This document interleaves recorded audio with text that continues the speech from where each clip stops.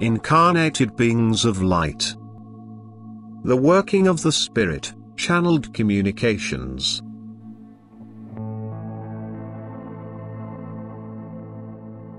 Even the incarnated beings of light on earth in the last days are only working according to my will as soon as they live their earthly life in heartfelt contact with me and thus offer no resistance to me.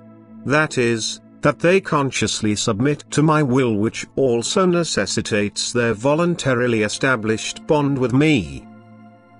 Hence no being of light having embodied itself on earth as a human being for the purpose of a mission was forced into this mission by me, but it has to be prompted by love to dedicate itself to me. Then the human being will also truly accomplish his mission in keeping with my will.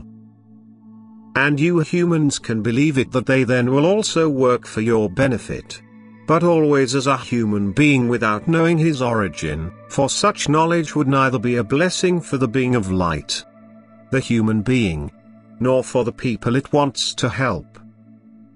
They are certainly in close contact with me and fulfill their earthly task with dedication and joy, but I don't use the people working on my behalf on earth as involuntary shells having to bear witness of me.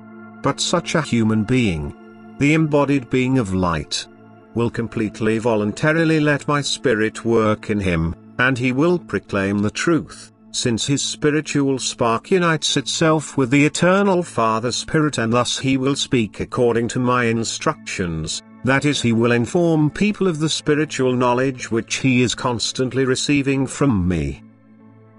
But don't let yourselves be misled by false prophets. For my adversary will also present himself as a representative of Christ, in order to lead people astray, especially in the end time. However, he will hide himself behind a mask and not shy away from using divine words either, which he knows and then tries to interpret in his spirit. Don't let false Christs and prophets deceive you, for my adversary conceals himself under a cover in order to gain access to people who follow me and genuinely strive towards me. And he is frequently very successful. And he often uses my name because people's own will allows for it, which accepts everything as truth what gullible people with mediumistic tendencies claim they allegedly have received from me. Make a distinction between the working of the Spirit in the human being and channeled communications, in which a person's own will is excluded and my adversary is offered the opportunity to work, which he is truly using well.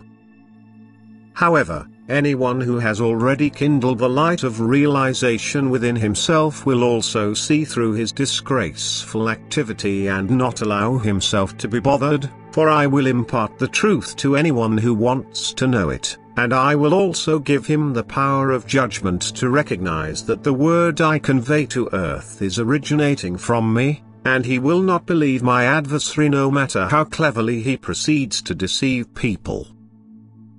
For the human being's thinking will be guided correctly and he will receive enlightenment just as soon as he seriously desires to know the truth. Amen.